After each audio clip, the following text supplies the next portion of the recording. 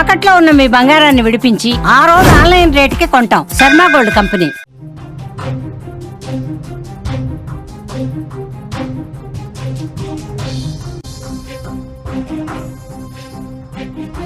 రక్త సంబంధం లేని బంధాలలో చిక్కుకొని రగిలే అగ్నికణమై కాలిపోయావా? భర్త దేవుడని నమ్మిన లోకంలో వాడి డబ్బు దాహానికి బలైపోయావా? లక్షలకు లక్షల నోట్ల కట్టలిచ్చిన, ఎకరాలకు ఎకరాల పొలాలు రాసిచ్చిన, తులాలకు తులాలు బంగారం పెట్టిన కట్టుకున్నోడి కట్న దాహం తీర్చలేక, కడుపు నిండా మెతుకులకు నోచుకోలేక కట్టెగా మారింది నీ శరీరమని తెలుస్తుంటే కన్నీరు ధారలై కారుతోంది. బరువెక్కిన నా గుండె వెక్కి వెక్కి ఏడుస్తోంది. ఓ లక్ష్మీ ప్రసన్న, నీ కష్టం శత్రువుకు కూడా రావద్దనిపిస్తుంది. అశ్వారావుపేట లక్ష్మీ ప్రసన్న మరణాన్ని చూస్తే రగిలిపోయిన నా గుండె పలికిన మాటలివి. అనారోగ్యమని నీ భర్త చెప్పే కారణాలు వింటే నమ్మకం లేదంటోంది నీ పుట్టిల్లు. కారణం ఏదైనా నువ్వు చేసిన పోరాటం, నువ్వు ఓడిపోయిన యుద్ధం, ఎముకల గూడులా మారిన ఆ దేహాన్ని చూస్తే ఆ ఆవేదనతో నా మనసు పలుకుతున్న మాటలివి. నిజంగా మీకు ఒక కూతురుంటే ఆ కూతురును కూడా ఇలాగే చంపేస్తారా? శరీరాన్ని కట్టెల మోపులా మార్చి కన్నవాళ్లకు కంటికి దూరంగా ఉంచి చంపుతారా? మీరు భరించగలరా? లక్ష్మీ ప్రసన్న అత్తమామలు ఆడపడుచును నేను అడుగుతున్న ప్రశ్నలివి. సమాధానం చెప్పగలరా? ఖమ్మం జిల్లా అశ్వారావుపేటలో లక్ష్మీ ప్రసన్నకు 2016లో అంటే సరిగ్గా 9 ఏళ్ల క్రితం నరేష్ బాబు అనే వ్యక్తితో పెళ్ళైంది. మీరు ఫోటోలో చూస్తున్నారు లక్ష్మీ ప్రసన్న నరేష్ బాబు పెళ్లికి సంబంధించిన ఫోటోలు. ఆ ఫోటోలను చూస్తే లక్ష్మీ ప్రసన్న ఎంత అందంగా ఉందో, లక్ష్మీ ప్రసన్న నిజంగా ఆ ఇంటికి దేవత, దైవం రూపంలో వచ్చిన ఒక దేవత అనిపిస్తుంది. కానీ లక్ష్మీ ప్రసన్న ఇప్పటి ఫోటో ఒకటి చూడండి.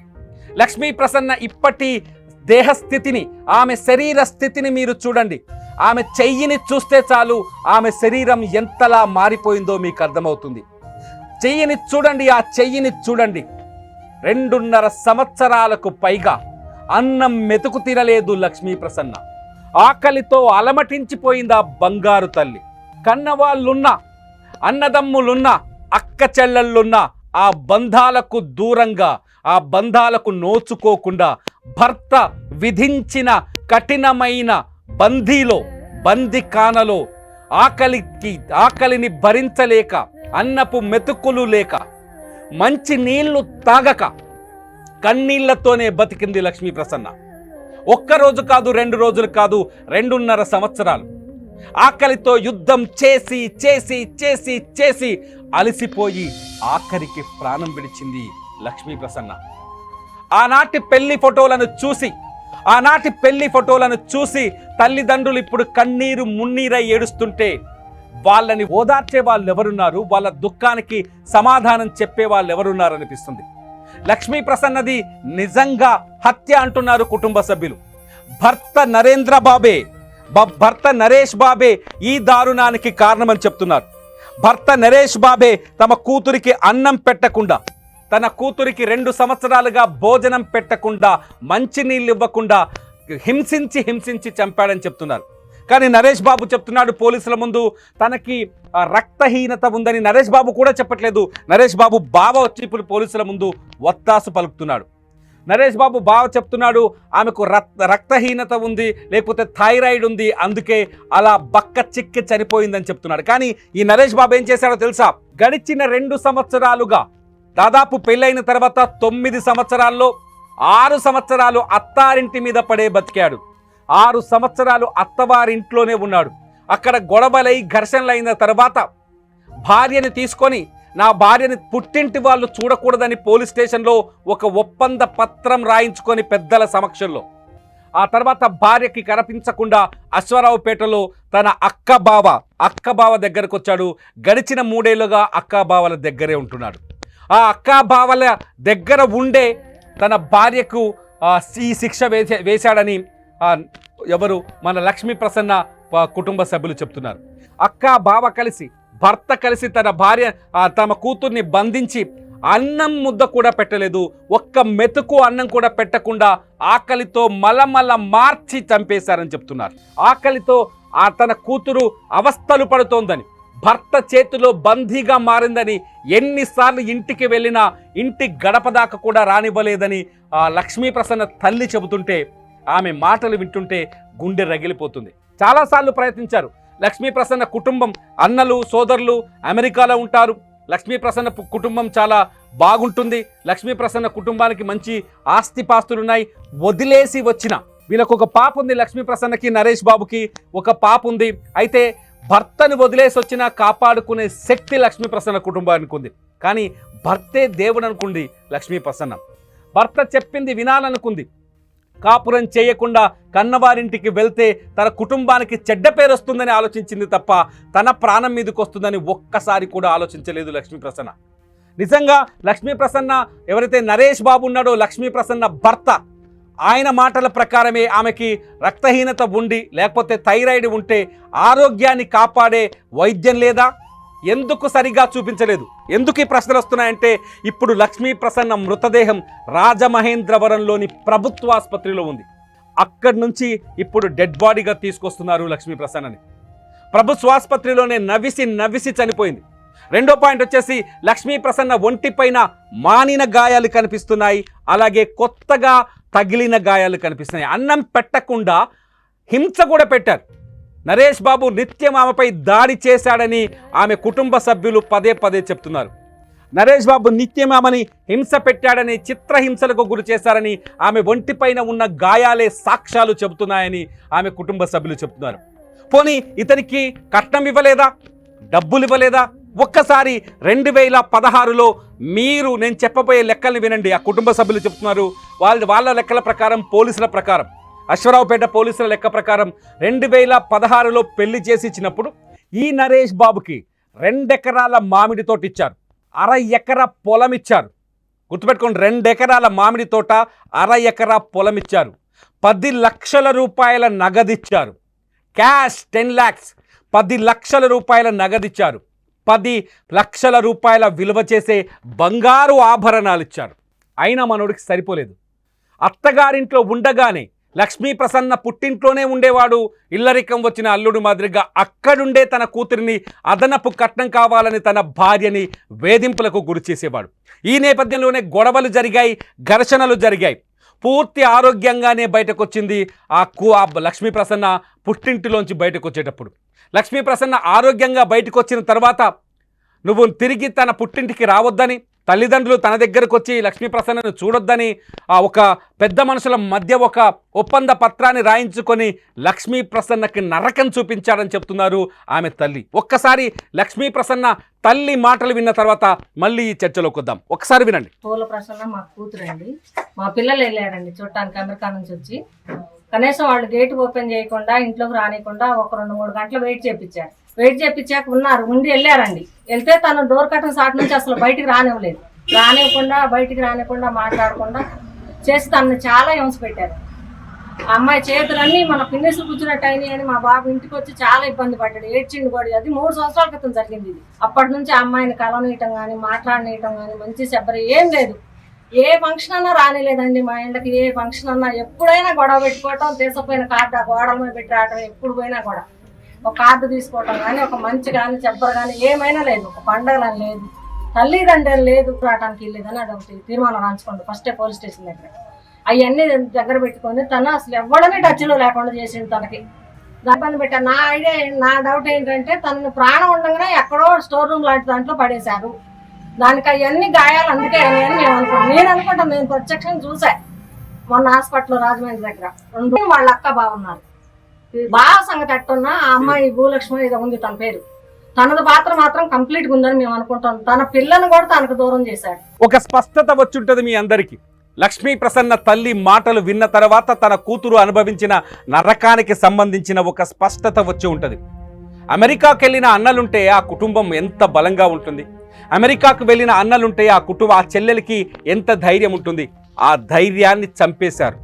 నిజంగా చెప్పాలంటే సరే అనారోగ్యం అనుకుందాం, మరి తల్లిదండ్రులు వచ్చి చూస్తే వాళ్ళ కళ్ళతో తమ కూతురుని చూస్తే కాపాడుకునే వాళ్ళేమో.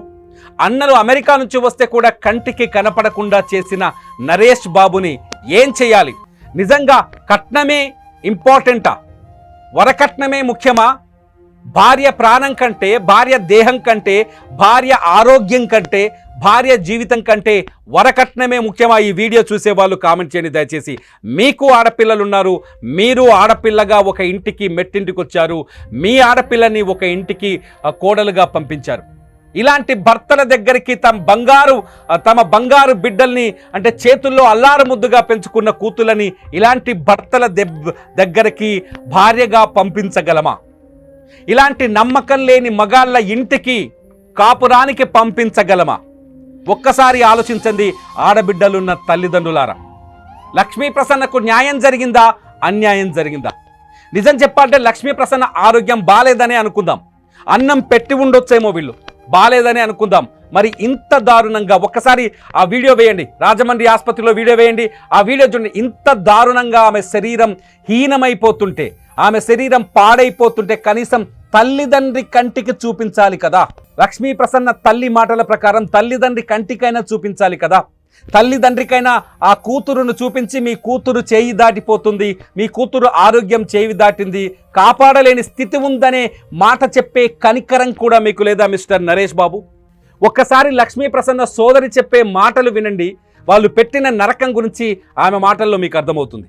పోల లక్ష్మీ ప్రసన్న మా చెల్లెలు, తనని గృహిణి బాగా ఇబ్బంది పెట్టారండి. ఒకరోజు మేము వెళ్ళాం, నేను మా వారు, మా చెల్లి అవుతుంది, చూస్తామని వెళ్తే వాళ్ళ అత్తగారు గేటుకి తాళం వేశారు. వేస్తే ఆ గేట్ తన్నాను నేను, తలుపు తీయకపోయేసరికి గట్టిగా తంతే అప్పుడు వచ్చి ఆమె గేట్ తాళం తీసిన తర్వాత ఏంటి ఎందుకు వచ్చారు మీరు అని అడిగింది మమ్మల్ని. అడిగితే నేనన్నా చూస్తానికి వచ్చా, మా చెల్లిని పిల్లని చూపించండి, ఎప్పుడు వచ్చినా చూపించరు ఏంటని గట్టిగా అడిగితే అప్పుడు ప్రసన్న అరే లక్ష్మి అనంగలోనే తను బయటకు వచ్చింది.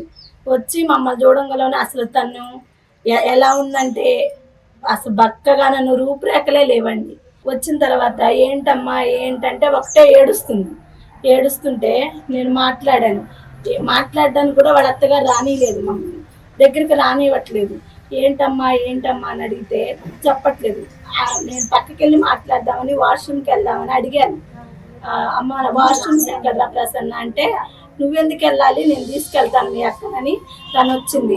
మా చెల్లిని మా దగ్గరకు కూడా రానిలేదని. మళ్ళా తర్వాత 4 నెలల క్రితం మా వారు వెళ్ళారు, అదే అశ్వరపేటలో మాకు చుట్టాలు ఉన్నారు, చూస్తానికి వెళ్తే వాళ్ళ అత్తగారు గేటుకి తాళం వేసి అది ఉందండి మా లక్ష్మి ఒకసారి చూపించండి అంటే గేటుకి తాళం వేసండి కుక్కను వదిలింది. మా వారాల కుక్క బయట ఉండి పిలిచి వచ్చారు. ఒక 4 నెలల క్రితమే ఆ పిల్లకి నరక యాతన అనేది అనుభవించింది. ఎవరు చూసామండి మేము కూడా. అమ్మాయి ఎవరితో మాట్లాడకుండా ఇంటి చుట్టూ కూడా సీసీ కెమెరాలు పెట్టారు.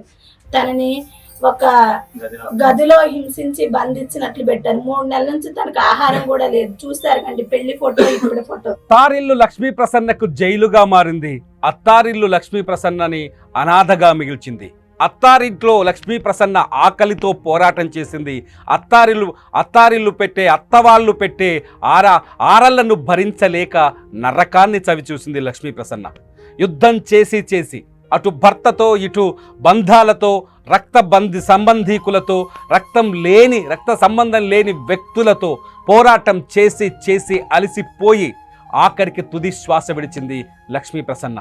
ఆమె దేహాన్ని చూడడానికి 2 కళ్ళు అంగీకరించట్లేదంటే ఆమె అనుభవించిన నరకం, ఆమె పడ్డ బాధను చూస్తే నిజంగా ఎవరికైనా కన్నీరు వస్తుంది.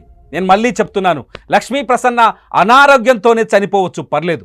లక్ష్మీ ప్రసన్నకి థైరాయిడ్ రావచ్చు, రక్తహీనత కావచ్చు, కానీ తల్లిదండ్రికి చూపించలేదా భర్త, తల్లిదండ్రిని చూడనివ్వలేదా అత్తవారిల్లు.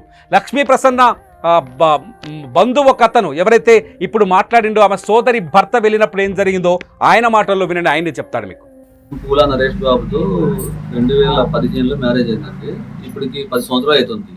3 సంవత్సరాల క్రితం 3 సంవత్సరాల తర్వాత పాప పుట్టాక ఆమెకి ఆడపిల్ల పుట్టిందని పుట్టింటి పంపించేశారు.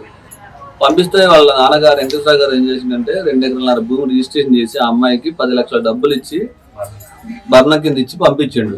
పంపించాక కొన్ని రోజుల పాటు బాగానే ఉన్నారు. తర్వాత ఆ అమ్మాయిని ఫోన్ తీసేసుకొని ఫోన్ మాట్లాడకుండా అట్లా హెరాస్మెంట్ చేస్తున్నారు. ఆ అమ్మాయి 2-3 సార్లు ఫోన్ చేసి చెప్తే వీళ్ళు వెళ్ళి అక్కడికి వెళ్ళి మాట్లాడారు. మాట్లాడితే పెద్ద మనుషులు అంతా ఏం చేశారంటే మంచిగానే ఉంటాడు అని అక్కడ పంపించి వచ్చాక ఆ అమ్మాయి దగ్గర ఫోన్ తీసేసుకొని ఇక మాట్లాడటం ఏం లేదు. వాడి ఇంటి దగ్గర ఉండకుండా కల్లూరులో ఇల్లు 20 లక్షలకి మంచి ఇల్లు అమ్మేసుకొని అక్కడ అసరాపేటలో వండుకుంటా వాళ్ళ బావ వాళ్ళ అక్క వాళ్ళ మాటలు వినుకుంటా వాళ్ళ అమ్మ మాటలు వినుకుంటా అక్కడే ఉన్నాడు. అక్కడ ఉండి వాడి ఇంటికి ఒక కుక్క కాపల ఒక సీసీ కెమెరాలు పెట్టుకొని ఏ బంధువులను రానియకుండా ఒక కార్డు తీసుకోనియకుండా ఇంటికి రానియకుండా ఏ ఫంక్షన్ తీసారంటే వాడొచ్చి ఇక్కడ ఫంక్షన్ లో వచ్చి అందరితో కలిసి మంచిగా నటించుకుంటూ వెళ్ళిపోతాడు.